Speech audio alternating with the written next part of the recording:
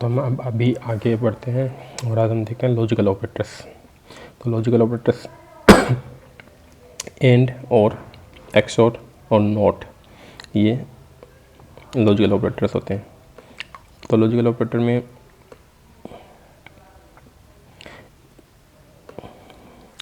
ये एंड और ये एंड, ये इस एंड को दो तरीके से यूज किया जाता है, दोनों ही सेम है।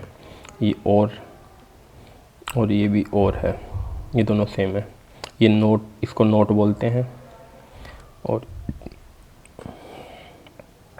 और इसको एक्सोर।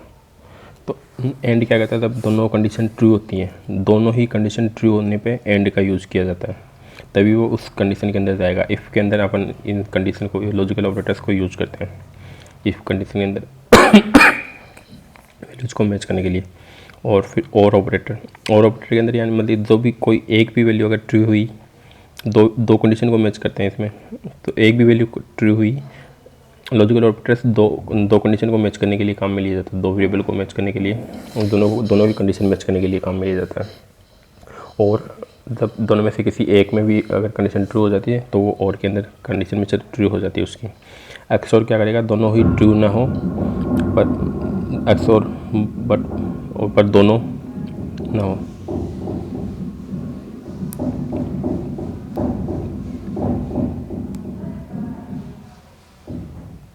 दोनों में से मतलब दोनों कंडीशन ट्रू ना हो एक्सोर के अंदर।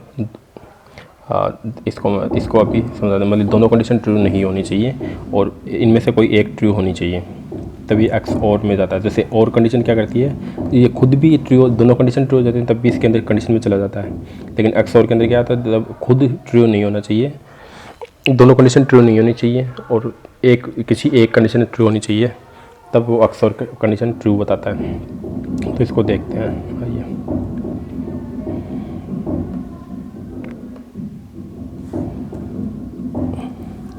तो अपन इसको एक नॉर्मल वैल्यूज से मैच करके देख लेते हैं ये किस तरह काम करता है।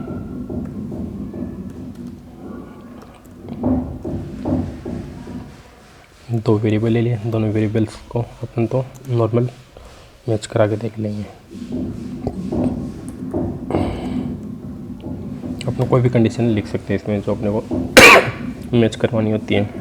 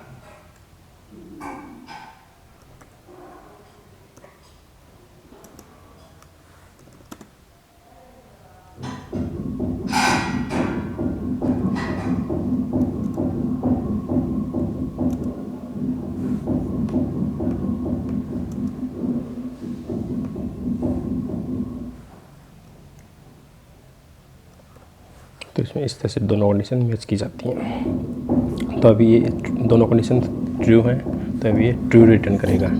लेकिन जैसे ही अपन क्या करेंगे, $y को अपन ने 81 कर देते हैं, तो ये रिटर्न नहीं करेगा, फॉल्स करेगा। इस तरह से अपन एंड साइन यूज किया एंड का, अभी अपन ये यूज कर लेते हैं एंड।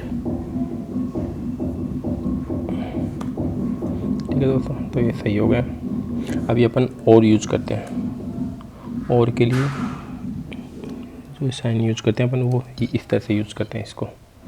तो अभी ये दोनों में से एक भी कंडीशन ट्रू होने पे ट्रू रिटर्न करेगा।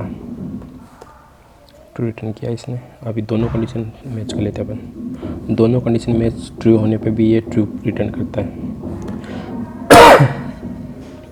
लेकिन जब दोनों कंडीशन ही फॉल्स होंगी, सिर्फ उसी कंडीशन में फॉल्स पास करेगा, नहीं तो हमेशा ट्रू पास करता है।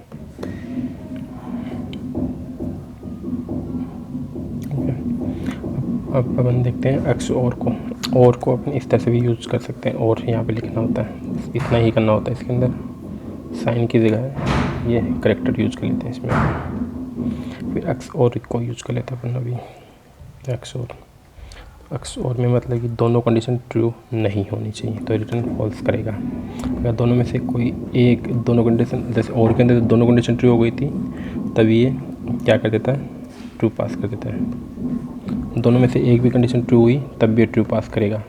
अभी दोनों में से एक कंडीशन पास किया अपने, ट्रू हो गया। अब दोनों ही कंडीशन ट्रू करते हैं तो ये फॉल्स पास करेगा। और दोनों में से किसी, अपन जैसे अभी इसको चेंज करते हैं, लास्ट वाली वैल्यू को, पहले अपन ने ऊपर वाली वैल्यू को अलग किया था डिफरेंट, नीचे वाली को, तो अभी ट्रू कर रहा है। इन दोनों में से कोई भी एक कंडीशन ट्रू होने पे ही सिर्फ ये रिटर्न ट्रू करेगा, नहीं तो दोनों अगर ट्रू हैं तब भी ये फॉल्स में जाएगा, अगर दोनों फॉल्स हैं तब भी ये फॉल्स में जाएगा। अभी चेक करते हैं अपन नोट को। तो नोट किस तरह से काम करता है, नोट के लिए हम सिर्फ एक कंडीशन को मैच करके देख लेते हैं।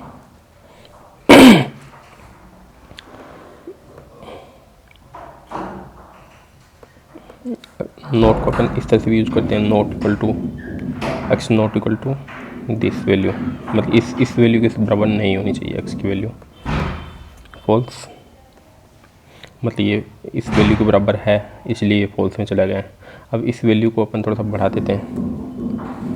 इसके अलावा 8180 के अलावा कोई भी अगर अपन इसी वैल्यू को रखेंगे तो ये हमेशा ट्रू कंडीशन में जाएगा। नोट का काम ये होता है।